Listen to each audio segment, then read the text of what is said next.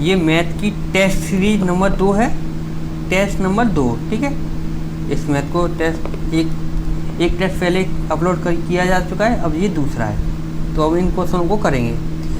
एक परीक्षा में एक छात्र 30% प्राप्त करता है और किंतु 25 अंकों से अनुत्तीर्ण यानी फेल हो जाता है।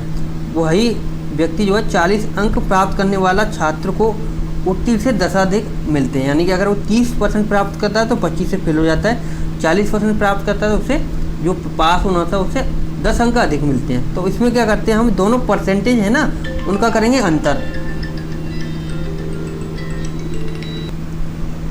तो क्या करेंगे, परसेंटेज को आपस में घटाएंगे और जो अंक दे रखे हैं उनको आपस में जोड़ देंगे। यानी 44 माइनस के 30, इसको ये परसेंटेज है, इनको परसेंटेज को आपस में घटाएंगे। बराबर क्या करेंगे, इन दोनों अंकों को हम जोड़ देंगे, प्लस के 10। इसका मान निकल आया 14% बराबर कितना है, 35, ठीक है। तो 1% की वैल्यू क्या निकल के आ जाएगी, 35/14। अगर हमें 100% की वैल्यू निकालनी हो तो हमें इसमें 100 का गुणा करना पड़ेगा, तो हम इधर भी 100 का गुणा कर देंगे। 7 से मैं काटूंगा 14 को 2 बार और 7 से 35 को काटूंगा मैं 5 बार, ठीक है। अब इसको 2 से काटूंगा 100 को 50 बार और 50 गुणा 5 कितना हो जाएगा, 250। क्योंकि 100% ही अधिकतम अंक होते हैं तो इसका मान कितना निकल के आ गया, 250। क्लियर था। तो ऐसा क्वेश्चन कहीं भी दिखेगा तो उसमें क्या करना है हमें, अब जब दे रखा हो कम और ज़्यादा, यानी कम मिले यहाँ पे अंक और ज़्यादा अंक, तो कम और ज़्यादा यानी प्लस और माइनस जब आपस में घटते हैं, देखो ये क्यों, ये प्लस कैसे बना दिया, इसको भी घटाया तो हमने इनको भी घटाया ही है। कैसे घटाया, देखो 14 10 अधिक मिले थे, अब मैंने घटाया किसको, ये कम मिले हैं 20-25 अंकों को कम मिले थे। अब इस माइनस का इसमें गुणा हुआ तो ये प्लस का हो जाएगा, इसलिए ये जुड़ जाते हैं। क्लियर था। तो जब भी क्वेश्चन इस तरह का दिखे तो परसेंटेज को घटाओ और दो कम और ज़्यादा दिख रहा है ना उनको जोड़ दो और 100% की वैल्यू निकाल लेते हैं। या फिर पासिंग मार्क्स पूछा जाता है तो पासिंग मार्क्स भी निकाल लेते हैं। अब इसमें टोटल मार्क्स पूछे जाने अधिकतम अंक, तो जो कि अधिकतम 100% होते हैं तो 250 इसका राइट आंसर हो जाएगा। क्वेश्चन नंबर 2, कोष्टक में 3 सही 1/3 माइनस कोष्टक में 2 सही 1/3 माइनस 2/3 कोष्टक बंद भाग 5 बराबर 2 दे रखी है। तो इसको सबसे पहले हम इसको सॉल्यूशन करेंगे। इसका 3 तो 10/3 हो जाएगा कोष्टक में, ठीक है, माइनस। अब इसको सॉल्यूशन कर लेते हैं। 3 दूनी 6 और 1 7, 7/3 माइनस के 2/3 कोष्टक बंद, ये भाग का है, भाग m बराबर 2। क्लियर था यहाँ पे। इसको अंदर वाले ये कोष्टक है तो ये कोष्टक को सॉल्यूशन पहले करना होता है, तो इसको हम सॉल्यूशन करेंगे। ये क्या हो जाएगा 10/3 माइनस के, ठीक है। और इसको देखते हैं 7 में से नीचे हर दोनों एक जैसे हैं तो 3 रख लिया, 3 7 में से 2 गए तो 5। क्लियर है, m बराबर 2। अब इस माइनस का इसको कोष्टक के अंदर गुणा होगा तो ये भी संख्या आगे की माइनस की हो जाएगी, यानी क्या हो जाएगा 10/3 माइनस के, क्योंकि ये प्लस के 5/3 है, इस माइनस का गुणा इसमें होगा तो ये भी क्या हो जाएगी, प्लस की माइनस की हो जाएगी, तो माइनस के 3/3। अब इसमें भाग दे रखा है m का, तो मैं डायरेक्टली m का भाग दे रखा तो m बराबर 2, ये बन के आ गई। हर दोनों की एक जैसे हैं तो हर एक जैसे यानी 3 है और 10 में से 5 गया तो 5, ठीक है। भाग को अब डायरेक्टली, भाग का मतलब क्या होता है 1/, यानी 1/m हो जाएगा, ये m बट्टे में चला जाएगा इस तरह से, बराबर 2। अब पूछी किसकी वैल्यू है, पूछी है m की वैल्यू, तो m का कैंची मार गुणा कर दो इस तरह से, 2 नीचे आ जाएगा, यानी 5/3 क्या संख्या बन जाएगी 5/3 गुणा 2 और m ऊपर चला जाएगा, यानी कैंची मारा गुणा किया, m इधर आ गया, 2 नीचे आ गया, ठीक है। तो 5/m अब कितनी वैल्यू बन जाएगी 5/6, इसका राइट आंसर बन जाएगा। क्लियर था, आराम से करना है, बिल्कुल सिंपल सवाल था। 5/6 इसका राइट आंसर हो जाएगा। तो हमें सॉल्यूशन क्या करना है, धीरे धीरे, पहले ये वाला बीच वाला कोष्टक सॉल्यूशन किया, ठीक है, इसकी वैल्यू 5/3 आ गई थी। अब ये कोष्टक के बाहर माइनस था तो माइनस का अंदर गुणा किया तो ये भी संख्या माइनस की होगी, तो ये वाली बिंदु बन गई। अब इसको घटाया तो ये वाला सिचुएशन बन गई। भाग m है तो भाग को 1/m कर लिया, बराबर 2, m को इधर ले गए, 2 को नीचे ले आए, गुणा का बना दिया, तो 5/6 इसका राइट आंसर हो गया। क्वेश्चन नंबर 3, एक कार्य 9 दिन में पूरा हो सकता था, ठीक है, लेकिन जब कार्य करने के लिए 10 व्यक्ति अधिक लगाए लगे तो यह 3 दिन पहले पूरा हो गया। ठीक है, मैंने माना कि m व्यक्ति 9 दिन में वही कार्य कर सकते हैं। ठीक है, यानी कोई m व्यक्ति 9 दिन में पूरा काम कर सकते हैं। लेकिन क्या हुआ कि जो व्यक्तियों की संख्या क्या है वो 10 बढ़ा दी गई, यानी m पहले थे अब 10 और कर दिए गए। ठीक है, क्लियर है। अब जो कार्य 3 दिन पहले पूरा हो जाएगा, यानी पहले 9 दिन में हो रहा था, अब 3 दिन पहले हो जाएगा, यानी अब 6 दिन में हो जाएगा। क्लियर है। यहाँ पे 9m बराबर 6 गुणा कोष्टक में करेंगे तो 6m प्लस के 60। m को एक तरफ लेके जाएंगे तो 9m में से 6m, यानी ये माइनस के हो जाएंगे 9m, और ये इधर जाके माइनस के 6m बराबर 60। ये इसका मान कितना निकल के आएगा 3m बराबर 60। इससे काटूंगा 20। तो m यानी पहले जो मनुष्य थे उनकी वैल्यू कितनी है 20। तो ये यही पूछ रहा है कि जो मूल रूप से कार्य कर रहे थे, जो मूल रूप से कार्य कर रहे थे उनकी हमें क्या बताना है, वैल्यू बतानी है। तो वो 20 निकल के आ गया राइट आंसर। ठीक है, बस सिंपल था। m व्यक्ति n दिन में कार्य कर सकते थे, तो 10 व्यक्ति और लगा दिए, पहले m थे 10 और लगा दिए। अब वो 3 दिन पहले कर रहे हैं, यानी पहले 9 दिन में कर रहे थे, अब 3 दिन कम ले रहे हैं, यानी अब ले रहे हैं 6 दिन। तो सॉल्यूशन किया तो ये राइट आंसर 20 आ जाएगा। क्वेश्चन नंबर 4, भारतीय प्रणाली में 1 बिलियन क्या होता है? 1 बिलियन मतलब होता है 1 करोड़। ठीक है, नहीं 1 अरब होता है, यानी 1 बिलियन को वैसे तो हम बोलते हैं 1 अरब, बिलियन बराबर अरब होता है। ठीक है, 1 अरब होता है, यहाँ तक क्लियर है। लेकिन ऑप्शन देखो करोड़ों में दे रखे हैं, तो 1 बिलियन यानी 1 बिलियन बराबर होता है 100 करोड़। 1 बिलियन बराबर क्या होता है हमारा 100 करोड़। और देखो ये भी क्वेश्चन जो है ये पूछे जाते हैं एनटीपीसी में। ठीक है, 1 बिलियन बराबर कभी कभार 1 मिलियन पूछ लिया जाता है। 1 मिलियन, देखो 1 मिलियन बराबर होते हैं हमारे 10 लाख। 10 लाख क्लियर है। देखो हमने देखा होगा यूट्यूब पे जो सब्सक्राइबर हैं वो मिलियन में बढ़ते हैं, यानी 1 मिलियन जब होते हैं ना उसका मतलब होता है 10 लाख। बिलियन जब हो जाती हैं तो करोड़ों में बात चली जाती है। तो 1 बिलियन बराबर होते हैं 100 करोड़, यानी 1 मिलियन बराबर 10 लाख और 1 बिलियन बराबर 100 करोड़। ये दोनों वैल्यू है ना हमें याद करके रखनी है। क्लियर है। अब देखो कभी कभार क्या आ सकता है, यहाँ से भी हम देख सकते हैं 100, 1 बिलियन की वैल्यू दे रखी है यानी 100। क्लियर है। अब 1 करोड़ बराबर क्या होता है, 1 करोड़ बराबर होता है 10 गुणा, यानी 10 लाख को 10 बार करेंगे। ठीक है क्या नहीं। 1 करोड़ बराबर क्या होगा, देखो 10 लाख यानी 10 गुणा 10 लाख, ये कर सकते हैं हम। 10 लाख में 10 का गुणा करेंगे तो 1 करोड़ बन जाएंगे। तो देखो यहाँ से हमें क्या चीज़ मिल रही है, ये 1000 बना लेते हैं, हम इसे 1000 बना लिया। और 10 लाख को क्या बोलते हैं हम, मिलियन। मिलियन ही तो बोलते हैं, 10 लाख को हम मिलियन बोलते हैं। 1 मिलियन बराबर 10 लाख, तो 1000 मिलियन को भी हम क्या बोलते हैं, 1 बिलियन। तो यहाँ तक क्लियर है। 1 बिलियन बराबर 100 करोड़ यानी कि ठीक है 100 करोड़ लिखा होगा या 1000 मिलियन होगा। क्लियर है। ये चीज़ें हमें याद करनी पड़ेंगी क्योंकि यही एक ना एक क्वेश्चन इसमें से एनटीपीसी में पूछा जाता है। या तो मिलियन की वैल्यू पूछी रखी होगी, ठीक है, या फिर बिलियन में। तो ये भी पूछ सकता है 10 मिलियन बराबर कितना होता है, 10 मिलियन बराबर, तो देखो 1 मिलियन बराबर 10 होता है तो ये 100 लाख हो गया। क्लियर है। इस तरह से पूछा जाएगा क्वेश्चन। तो ये चीज़ हमें ध्यान रखनी है कि 1 मिलियन बराबर 10 लाख होता है, 1 बिलियन बराबर 100 करोड़। ठीक है। अब जो जैसा बनाना है वो हमें अपनी समझदारी से बना लेना है। तो इसका राइट आंसर क्या हो जाएगा, 100 करोड़, ऑप्शन बी।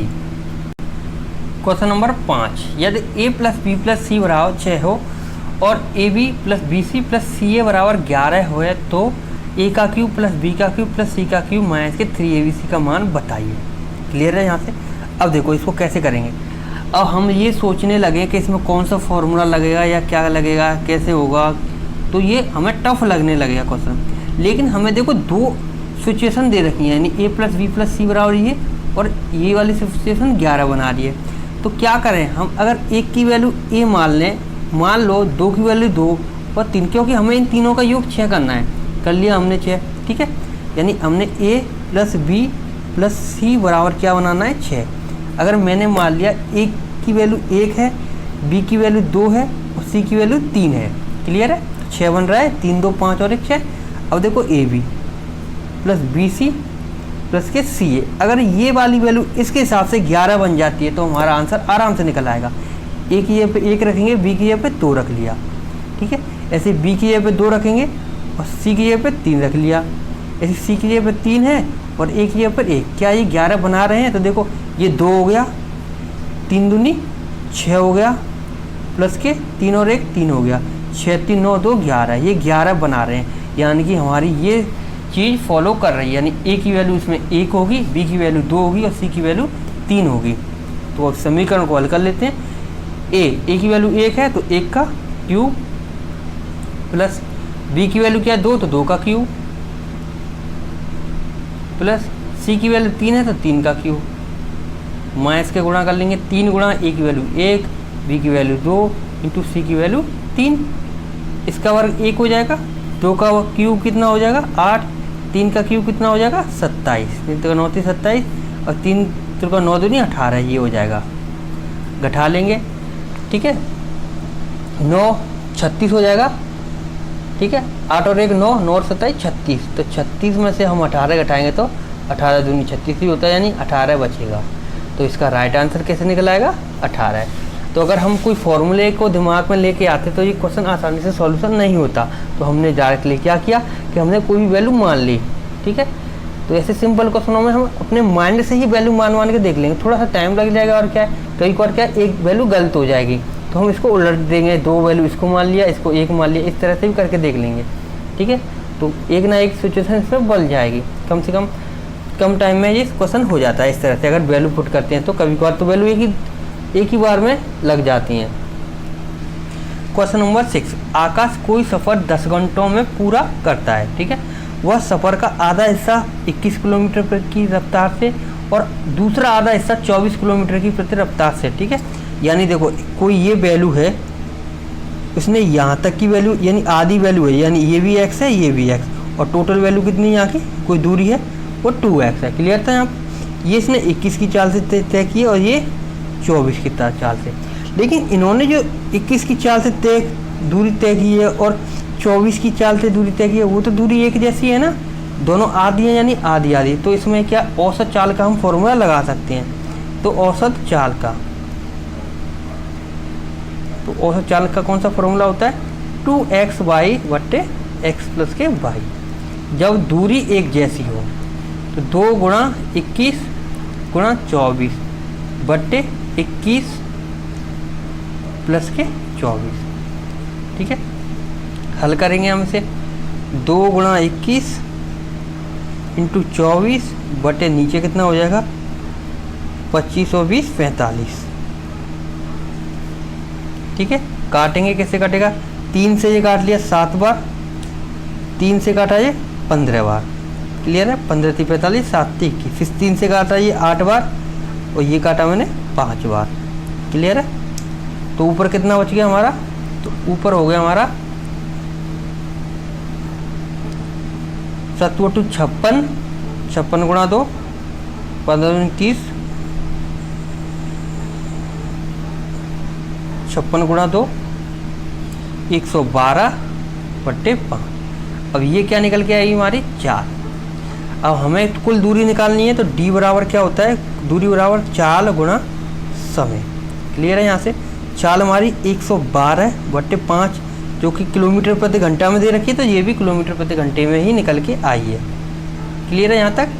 अब समय हमें घंटे में दे ये चाल घंटे में प्लस घंटा किलोमीटर प्रति घंटे में, तो समय हमारा घंटे में होना चाहिए, तो समय हमारा घंटे में भी है इतिहास। 5 से ये काट लिया मैंने 2 बार, 112 गुणा 2 कितने होते हैं 224, तो 224 किलोमीटर तुम्हारी क्या दूरी निकल के आ गई। तो राइट आंसर इसका डी हो जाएगा। तो इस तरह से करेंगे जब हमें दिख रहा है कि आधी आधी दूरी तय की यानी दूरी बराबर दोनों ने चली है, तो औसत चाल निकाल लेंगे, उसमें जो समय दे रखा है उसका गुणा करके हम कुल दूरी निकाल सकते हैं। क्वेश्चन नंबर 7, यदि किसी कक्षा में लड़कों और लड़कियों का अनुपात 14:11 है तो कक्षा में लड़कों की संख्या कुल संख्या की कितनी है। तो लड़कों की संख्या, यहाँ पे लड़कों का अनुपात कितना है 14 और कुल कितना है, कुल देखो 14 + 21 और 11 हो रहा है। ठीक है, परसेंटेज में वैल्यू निकालनी है तो 100 का हम गुणा कर देंगे इसमें, तो क्या निकल के आ जाएगा 14 नीचे 25 × 100, क्योंकि 11 और 14 25 होते हैं। 25 से ये काटा मैंने 4 बार और 14 × 4 = 56, यानी 56% इसका राइट आंसर हो जाएगा। क्लियर था। और लड़कियों की पूछती तो हम ऊपर 11 रखते, लेकिन इसने लड़कों की पूछी तो लड़कों का पहले का यानी पहले का 14 और टोटल वैल्यू कितनी है, टोटल ये पूरी वाली वैल्यू। क्वेश्चन नंबर 8, बानू और चारू किसी काम को 35 दिनों में कर सकते हैं, जबकि अनु, बानू और चारू पहले 2 आदमी थे, अब 3 आदमी हो गए, उसी काम को 17.5 दिन में कर सकते हैं। अनु उसी काम को कितने दिन में करेगा? तो देखो मैं बानू को मान लेता हूँ B और चारू को मान लेता हूँ C। ये कर रहे हैं 35 दिन में। ठीक है, यहाँ पे अनु को 1, बानू को B और चारू को C। ये कर रहे हैं 15.7 यानी 35.2। 35.2 का मतलब 17.5 होता है। देखो अब मैंने एलसीएम ले लिया, यहाँ से एलसीएम लिया मैंने 35, दोनों का एलसीएम 35 आ जाएगा। 35 का भाग 35 में दूंगा तो इसका पावर आ जाएगी 1। अब 35 का भाग इसमें दूंगा मैं, यानी कि इसमें दे रहा हूँ 35 का भाग 35 में इस वाली संख्या का भाग देना है हमें 17.5 का। तो ये क्या है 2 ऊपर चलिए इससे कट के, यानी 2 आंसर आ जाएगा 2। या फिर हम इस तरह से भी करते, इसको 17.5 मान लेते तो 35 में 17.5 से भाग देते तो भी आंसर हमारा क्या आता 2। यानी कि ये 2 क्षमता आ गई। अब देखो बी और सी की क्षमता क्या है, दोनों की 1, यानी इन दोनों की क्षमता 1 है और 2 टोटल तीनों की क्षमता है, तो इसका मतलब ए की क्षमता 1 रही होगी। बी और सी की क्षमता 1 निकल के आई है, तो बी और सी की क्षमता 1 और तीनों की क्षमता 2 है, यानी इसका मतलब ए की क्षमता 1 रही है। अब पूछ रहा है कि अनु मतलब ए माना था हमने, और ए कितने दिन में करेगा? टोटल वर्क मेरा 35 है, एक की क्षमता ए है 1 है, तो कितने दिन में करेगा ये 35 दिन में। तो इसका राइट आंसर 35 दिन आ जाएगा। क्वेश्चन नंबर 9, इनमें से क्या 80% के समतुल्य नहीं है, यानी 80% के समतुल्य नहीं। पहले इसको देख लेते हैं। 0.8 हमने क्या किया, पॉइंट उठाया, नीचे 10 लगा दिया, परसेंटेज वैल्यू निकाली तो 100 का गुणा कर दिया, तो ये 80% की वैल्यू निकल के आ गई। समतुल्य निकालना है तो ये ऑप्शन हमारा गलत हो गया। अब इसको भी देख लेते हैं, ये 80/100 है और परसेंटेज में वैल्यू निकालनी है तो 100 का गुणा कर दिया, इससे ये कट गया, तो ये भी 80% निकल के आ गया हमारा। तो ये भी ऑप्शन गलत है, क्योंकि जो दिखाना है कि 80% के समतुल्य नहीं है। इसको देखते हैं हम, 8/5 का मतलब गुणा ही होता है 1/2। ठीक है, तो ये यहाँ से क्या निकल के आ गया 8/10। क्लियर है। अब परसेंटेज निकालना है तो 100 का हमें गुणा करना पड़ेगा। ये 8 और 10 80 और 80% इसका भी मान निकल के आ गया, तो ये भी ऑप्शन गलत हो गया। अब इसको देखते हैं 0.08। ठीक है, हमने क्या किया, पॉइंट उठाया, कितनी संख्या के बाद पॉइंट है 1 और 2, तो नीचे 2 0 बन जाएंगे। अब 100 का हम इसमें गुणा करेंगे परसेंटेज में जाने के लिए, इससे ये कट गया, यानी ये क्या निकल के आ रही वैल्यू 8%। तो ये 80% के समतुल्य नहीं है, तो यही हमारा राइट आंसर हो जाएगा।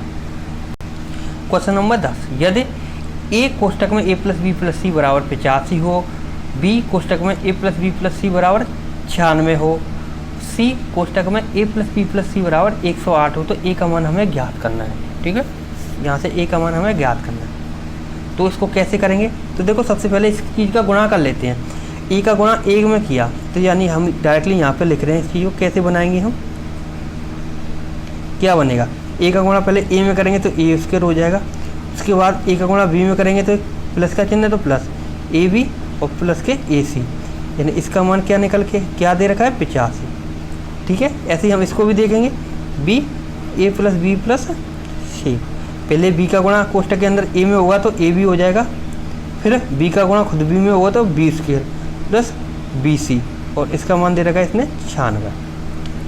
ऐसे तीसरा लेंगे हम a + b + c। ठीक है, c का गुणा a में होगा तो ac हो जाएगा, और c का गुणा b में होगा तो bc हो जाएगा, और c का गुणा c में हो तो c² हो जाएगा 108। ठीक है, अब इनको जोड़ो, अब इनको जोड़ेंगे हम। ठीक है, अब देखो ये एक ए है और कोई और ए है इसमें नहीं है, तो देखो तो यहाँ से a² जोड़ने पर क्या निकल के आया, देखो टोटल इसको जोड़ा तो क्या निकल के आया, ए स्क्वायर प्लस के ए बी प्लस के ए सी प्लस के, इसको भी जोड़ेंगे ए बी प्लस के बी स्क्वायर प्लस के बी सी प्लस के, इसको जोड़ेंगे तो ए सी प्लस के बी सी प्लस के सी स्क्वायर। अब इन तीनों को जोड़ लेंगे, 8 और 6 14, 14 और 5 19 की 1, हाँ 16, ठीक है। 0 9 9 8 17 और 1 18 की 1 और 1 2, यानी 289 इनका सभी का योग हो जाएगा। अब देखो ये क्या बन रहा है, अब देखो इसको लेंगे हम पहले इन वालों को, तो ए स्क्वायर प्लस के बी स्क्वायर प्लस के सी स्क्वायर प्लस, अब देखो ए बी कितनी बार दे रखा है, तो ए बी इसने 2 बार दे रखा है, तो इनको दोनों को जोड़ेंगे तो 2ab हो जाएगा। ऐसे ही हम बी सी को देखते हैं, फिर बी सी कितनी बार दे रखा है, 2 बार, तो बी सी भी 2bc हो जाएगा प्लस ए सी को जोड़ते हैं हम, ए सी भी 2 बार दे रखा है, तो ये 2ac हो जाएगा बराबर 289। अब ये किसका फॉर्मूला बना है, तो ये फॉर्मूला बना है a plus B plus C का होल स्क्वायर, क्योंकि a plus B plus C का होल स्क्वायर बराबर होता है A square plus B square plus C square plus 2ab plus 2bc plus 2cac, ठीक है। ये फॉर्मूला होता है इसका, बराबर दे रखी इसने 289 मान। क्लियर है, यहाँ तक तो समझ में आया। स्क्वायर को उठाएंगे तो ये रूट में वैल्यू चली जाएगी, और रूट में इसका कितना मान होता है, इसका मान निकल के आता है 17। क्लियर है, यानी a प्लस बी का होल स्क्वायर को उठाएंगे तो 289 रूट में चला गया, तो रूट में निकलने के बाद 17 का वर्ग और 289 का अंडर रूट कितना होता है 17, ठीक है। अब a plus B plus C का मान कितना आ गया 17, a की वैल्यू हमें पूछी है। अब देखो इस वाली वैल्यू में रख देंगे इसे, यानी इसमें रखना है a को, यानी इस वाली वैल्यू का हमें पता पड़ गया मान 17, तो इसको ये कर सकते हैं हम a गुणा इस टोटल वैल्यू का मान पूरा 17 निकल के आए, 17 लगा सकते हैं हम बराबर 85। तो a की वैल्यू क्या हो जाएगी, 17 से इस 85 को काटूंगा मैं 5 बार, तो a का मान कितना निकल के आ गया यहाँ से 5। तो ऑप्शन सी इसका राइट आंसर हो जाएगा। हमने क्या किया, इस सभी को a का गुणा इसमें किया, b का गुणा किया, सभी को जोड़ लिया, सभी को जोड़ने के बाद ये चीज़ बन के आ गई, और ये एक फॉर्मूला होता है a plus B plus C का होल स्क्वायर। जब होल स्क्वायर को हटाया तो ये 289 अंडर रूट में चली जाएगी, अंडर रूट में तो निकलेगी 17 का 289 का अंडर रूट 17 होता है। अब ये a plus B plus C का मान निकल के आया है 17, अगर a की वैल्यू निकालनी है तो इसमें रख देंगे, a plus B plus C का मान कितना है 17, 17 a हो जाएगा बराबर 85। 17 से 85 को काटेंगे हम 5 बार, तो a की वैल्यू 5 निकल के आ जाएगी।